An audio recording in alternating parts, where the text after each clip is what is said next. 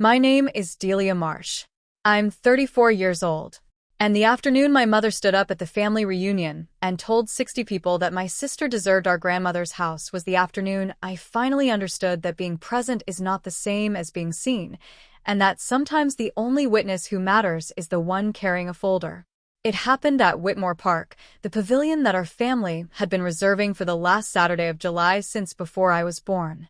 Long folding tables arranged in a U shape, red and white checked tablecloths that my Aunt Roberta washed and refold every year and stored in her garage.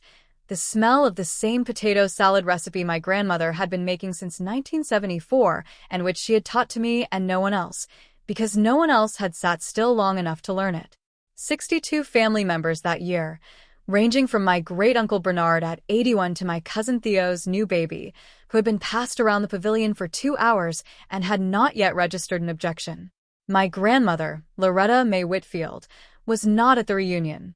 She had died 11 weeks earlier, on a Tuesday morning in April, in the bedroom of the house on Sycamore Street where she had lived for 46 years. I had been with her. I had been with her the way I had been with her for the 9 years preceding that Tuesday, present, specifically, in the way that means you are physically in the room and not elsewhere in your mind. My mother stood up between the main dishes and the desserts, which was where she always made announcements because she had learned, over decades of family gatherings, that people were most receptive when they had eaten, but before they were distracted by cake. She tapped a plastic cup with a plastic fork, the family's version of a knife on crystal, and the pavilion settled. "I want to share some news," she said, "about the house on Sycamore Street. Your grandmother's house." I was seated at the far end of the left table, between my cousin Adele and an empty chair where my grandmother would have been. I had my hands in my lap. I moved them to the table and pressed my palms flat against the checked cloth and looked at the centerpiece directly in front of me, a mason jar with black-eyed Susans in it, slightly wilted in the July heat, which my grandmother had always arranged herself, and which I had arranged this year, because someone had to. "We've all been talking," my mother said, meaning herself and my sister Renata, and perhaps my father in the specific way that my father participates in conversations, present, nodding, later unable to recall specifics. "And we've decided that the right thing, the thing your grandmother would have wanted, is for Renata to take the house. Renata has a family. Renata has children who need space to grow up. And Renata—" Here my mother paused, and the pause had the particular weight of a woman who has been waiting a long time to say something in a room large enough to contain it. Renata was here. She showed up. She was part of this family, in the ways that matter. The other one never showed up when it mattered. The other one. 62 people were in that pavilion. I watched a number of them look at me, and then look away. My cousin Adele, to my left, put her hand briefly on top of mine. A light pressure, withdrawn quickly, the gesture of someone who does not know what to do and knows that whatever she does will be insufficient. My sister Renata, seated at the center of the opposite table, smoothed her shirt with both hands in the manner of a woman accepting an award she has been expecting. She did not look at me. I pressed my palms flat against the tablecloth. I looked at the black-eyed Susans. I counted the flowers in the jar the way I counted things when the room required me to stay exactly where I was. 7 blooms, 2 of them fully open, 3 beginning to close at the edges, 2 that had already dropped a petal onto the table, which I had noticed earlier and had not cleaned up because I was the one who had put them there, and I was allowed to leave a petal on a tablecloth at my grandmother's family reunion if I wanted to.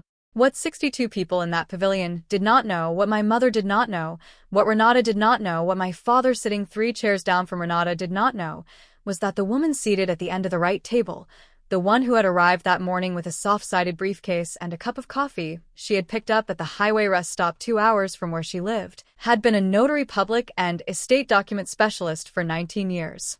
Her name was Constance Plum. She had driven 2 hours because my grandmother had asked her to. She had a folder in that briefcase.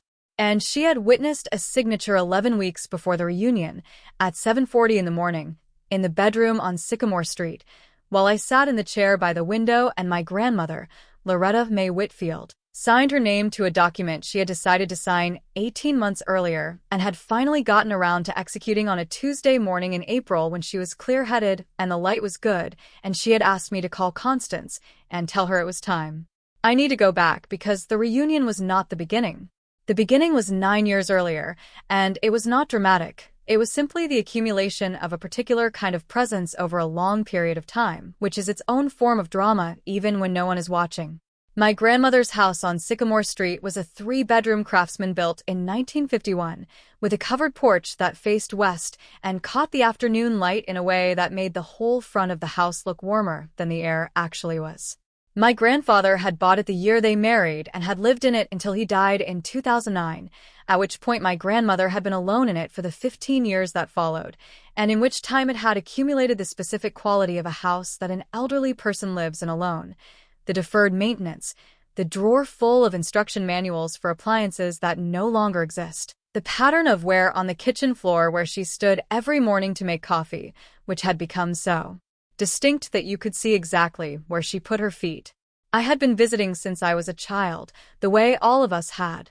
But visiting and being present are different things, and the difference became material in 2015, when my grandmother had a fall, not a serious one, just a stumble on the back porch step that bruised her hip and frightened her in a way that she did not talk about directly, but that I heard her voice when I called her the following Sunday.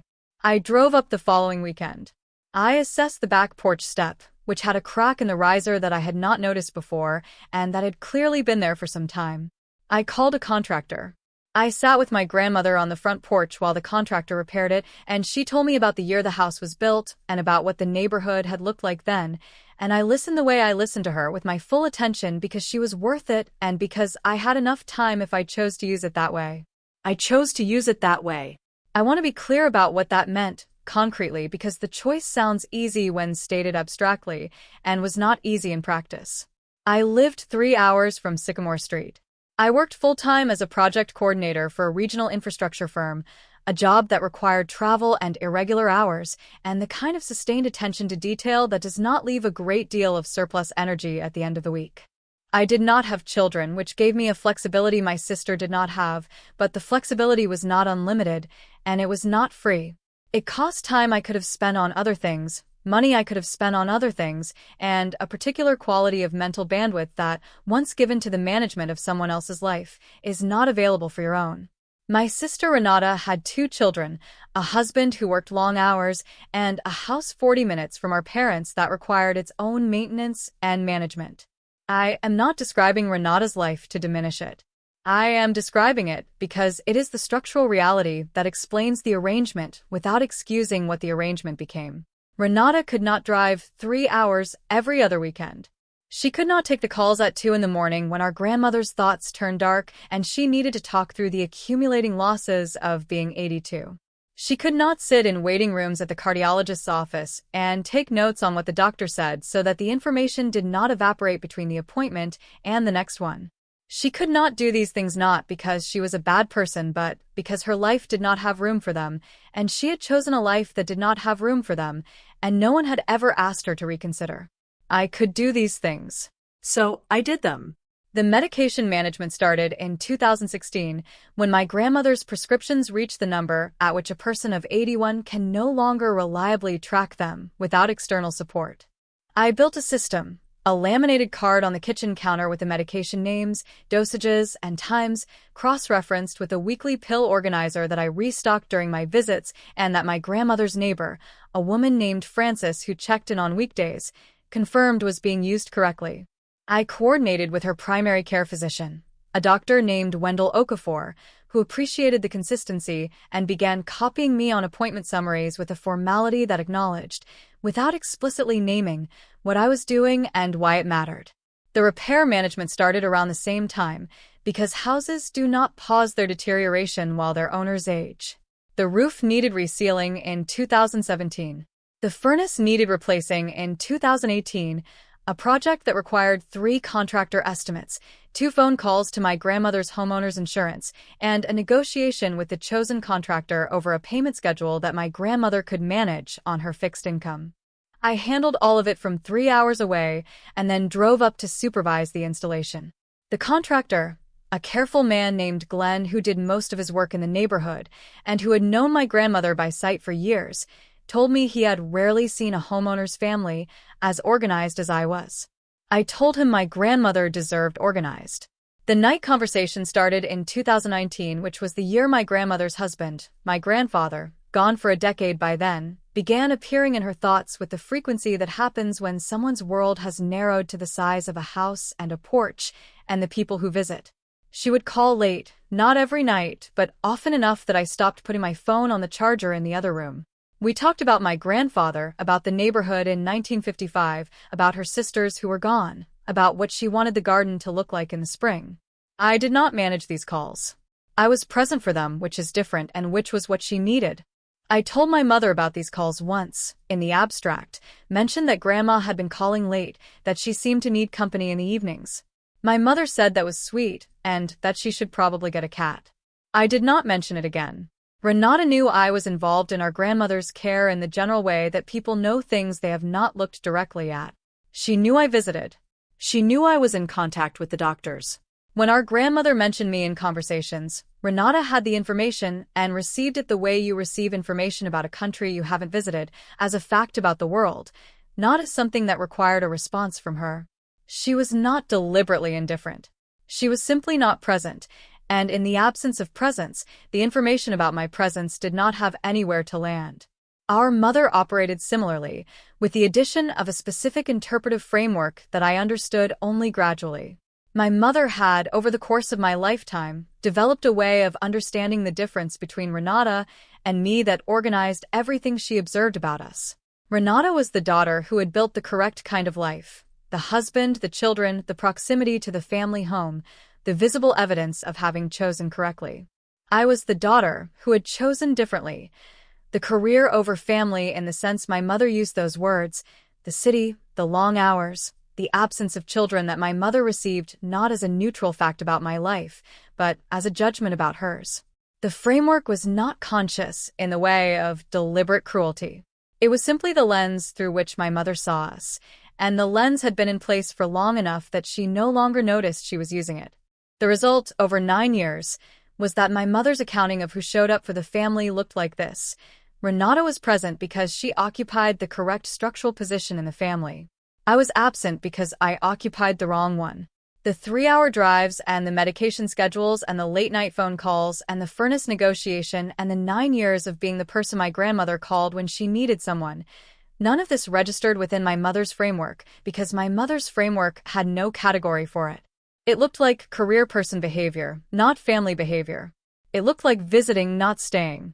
I did not argue with this framework. I did not have the words for it, not then, and even if I had, I am not sure the argument would have landed.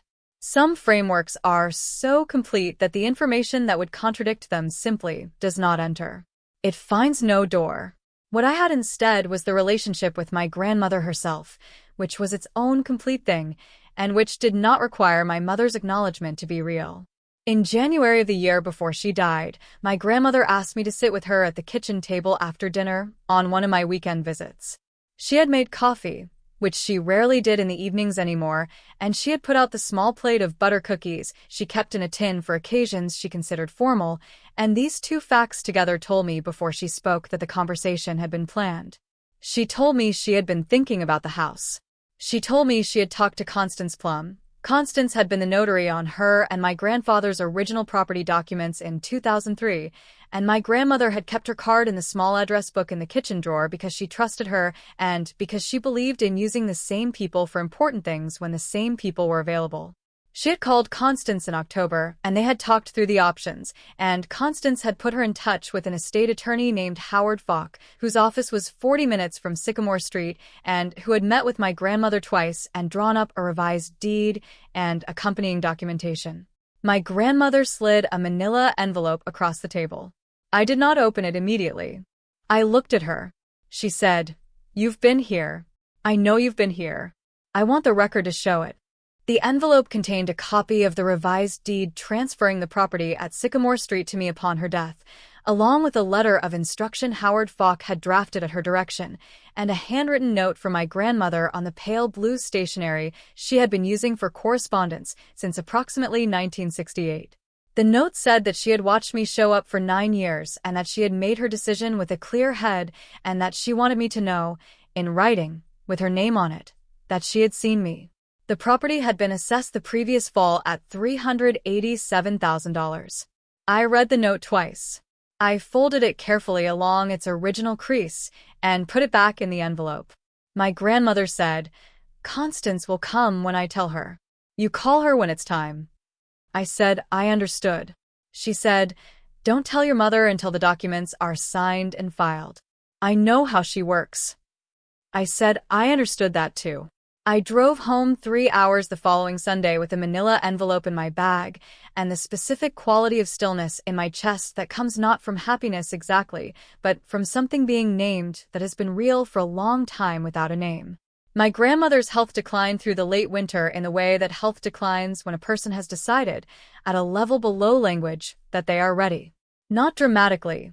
She was not in pain. She was not frightened. She was simply less there each visit, as though she were gradually releasing her grip on the specific gravity of the world and finding it easier and easier to let go. I managed the hospice intake process in January, working with her primary care physician Dr. Okafor and a hospice coordinator named Paulette Wren, who was one of the most straightforward people I had encountered in 9 years of navigating medical systems. I called my mother to inform her, not to consult her, because the decisions had already been made in the conversations my grandmother and I had been having since October. My mother drove up 3 times in those last months. Renata came once, with the children, in February, which my grandmother enjoyed. My father came twice, briefly, which was what my father was capable of and which my grandmother accepted with the equanimity of a woman who had known my father for 40 years and had no remaining expectations. I was there in the way I had been there for 9 years. My grandmother died on a Tuesday morning in April. I was in the chair by the window. The light was the particular clear light of an April morning that has decided to be warm, and it was coming through the curtains she had made herself in 1987 and that had faded to a color that was between yellow and cream and that I had always found exactly right for that room. I called my mother. I called the hospice. I called Howard Fox's office. And I called Constance Plum and told her it was time. Constance arrived at 7:15. She reviewed the documents with me and with Howard, who had driven up as well. My grandmother had signed the revised deed in January, in the presence of Constance and Howard, and Constance had notarized it at that time. The document was complete. The filing was Howard's to handle, and he had the county recorder's office contact information and the process well in hand. I thanked them both. Constance pressed my hand and said my grandmother had been very specific about what she wanted and very clear-headed when she signed. I said I knew. Howard Falk filed the deed with the county recorder's office 11 days later. By the time the family reunion happened in late July, the transfer of the property at Sycamore Street had been on record for 10 weeks. When Constance Plum opened her folder at the family reunion, the room went quiet in the way that rooms go quiet when the content of a situation changes faster than the people in the situation can track. My mother was still standing. She had made her announcement. 62 people had heard it. Renata had smoothed her shirt. The plastic fork was still in my mother's hand. Constance stood up from her chair at the end of the right table. She was a compact woman in her early 60s, wearing a linen blazer and reading glasses she pushed up onto her head when she was not using them. She had the particular manner of someone who has spent 19 years being the person in rooms who makes things official, a quality of deliberateness, of economy, of saying exactly what needed to be said, and nothing additional. "I'm sorry to interrupt," she said, in the tone of someone who is not particularly sorry. "My name is Constance Plum. I'm a notary public, and I was Loretta Whitfield's document specialist for the past 22 years. I was asked to be here today in case there were any questions about the status of the Sycamore Street property." My mother looked at her. The plastic fork was still in her hand. The deed to the property at Sycamore Street was revised and executed in January of this year, Constance said. It was notarized by me at that time, in the presence of the property owner and her estate attorney. It was filed with the county recorder's office on April 22nd. She opened the folder and removed a document, a copy of the filed deed, with the recorder's stamp visible on the upper right corner, and set it on the table in front of her. The property transferred to Delia Marsh upon Loretta Whitfield's death. That transfer has been on record for 10 weeks. She sat down. She folded her hands on top of the folder. She looked at no one in particular, and everyone in general, in the manner of a person who has delivered the information she came to deliver and is now available for questions. 62 people in the pavilion. I watched the information travel through the room the way information travels through a room when it reorganizes everything, not at once but in waves, person by person, table by table, as the implication of what had just been said arrived at each individual with the delay that understanding requires. My great-uncle Bernard, at 81, was the first person who spoke. He said, "Well," just the word, to no one in particular, with the inflection of a man who has lived long enough to find this kind of thing unsurprising and sufficiently interesting. My cousin Adele, who had been beside me all afternoon, exhaled very slowly through her nose. I heard it because she was close enough that I could hear it. My mother sat down, not with drama, simply with the mechanical action of a person whose legs have made the decision before the rest of her has. The plastic fork was still in her hand, and she set it on the table in front of her and looked at it. Renata had not moved.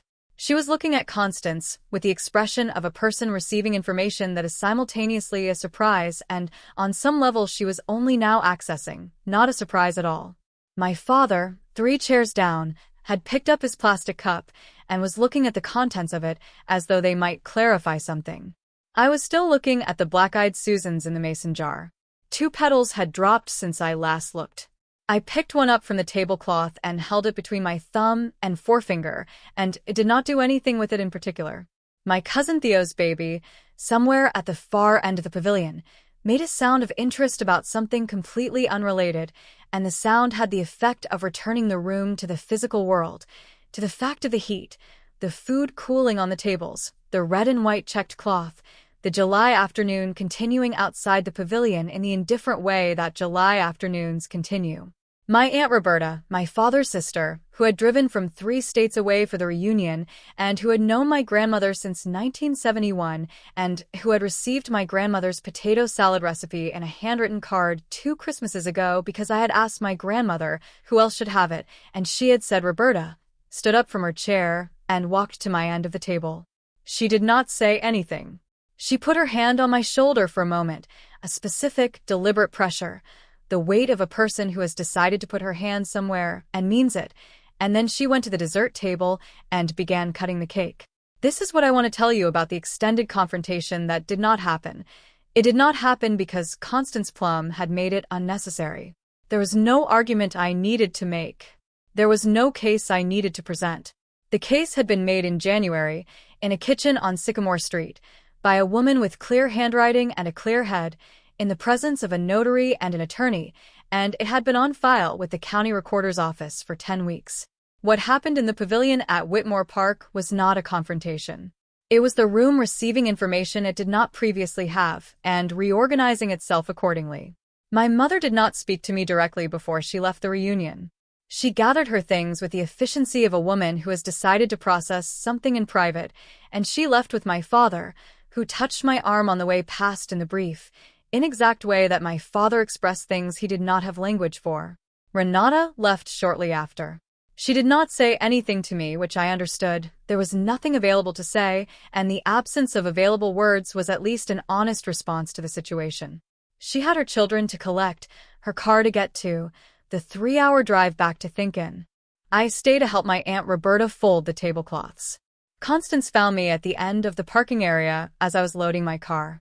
She had her briefcase and her coffee cup, which was empty, and she said she was sorry for my loss and that Loretta had been very specific about what she wanted and very pleased to have made it official. I said I knew. She said Howard Fox's office had the complete file and that if I had questions about the property going forward I should call him. She handed me his card even though I already had it because she was the kind of person who hands you the card regardless. I said thank you. She said it was her job. She said my grandmother had been a pleasure, which I believed completely. She got in her car and drove 2 hours back to wherever she had come from. What followed in the weeks and months after the reunion was not a clean resolution, because family situations after an event like this one do not resolve cleanly. What they do is settle, unevenly, at different rates for different people, into the shape that the new information creates.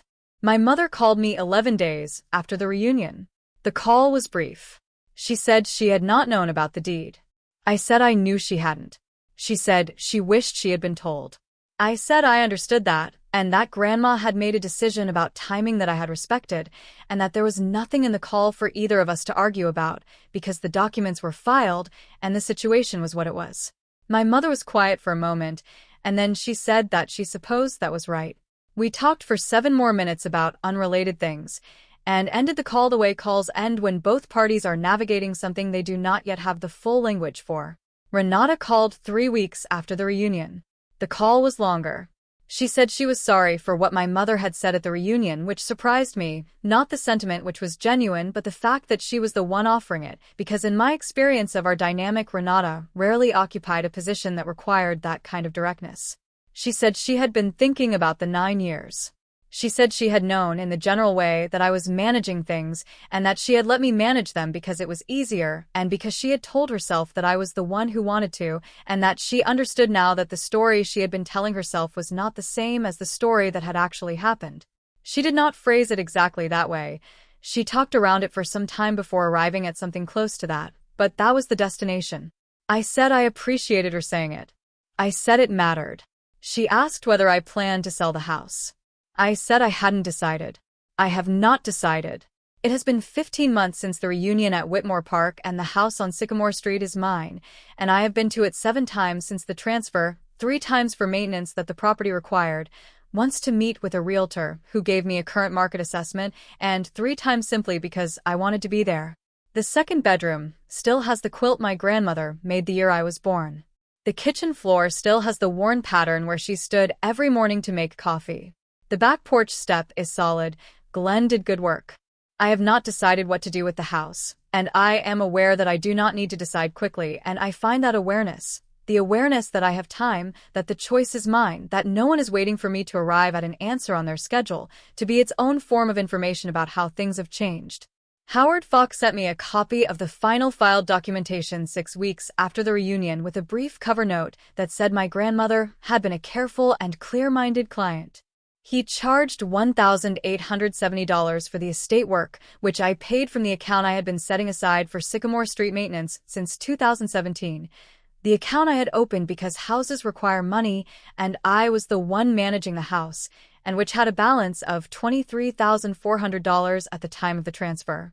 I moved the remaining balance to the property's operating account and noted in the spreadsheet I had been maintaining since 2016 that the transfer was complete.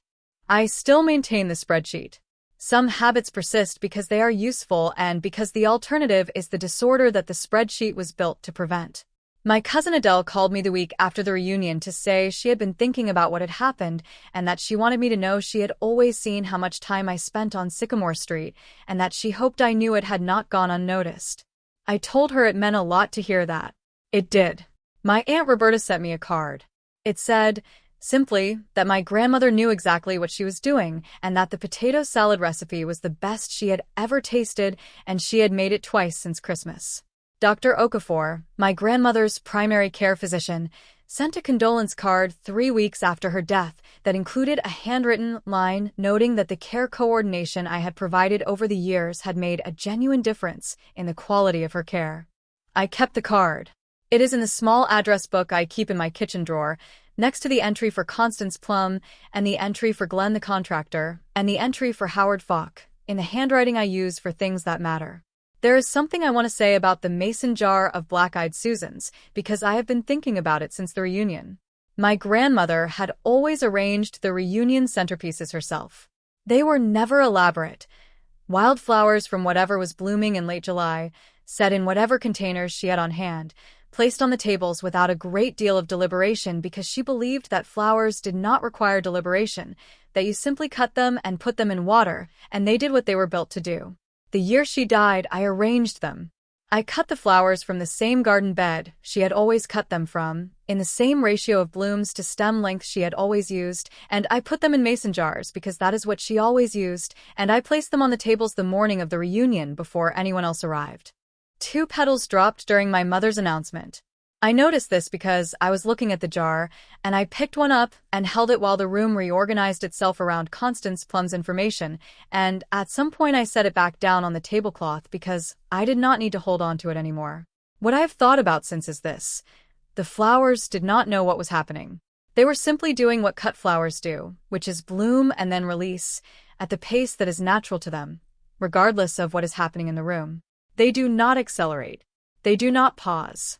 They go on at their own rate, and the room goes on at whatever rate it goes on at, and eventually the room and the flowers are in the same moment again, and the moment continues.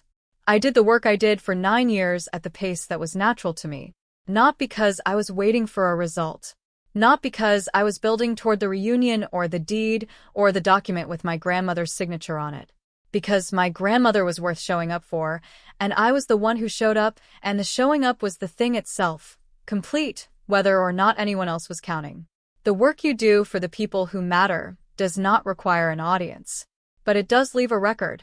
And sometimes the record speaks, clearly, in a public space, in front of 62 people, in a voice that cannot be revised after the fact, because it was witnessed and notarized and filed with the county recorder's office on April 22nd, and it has been on record ever since.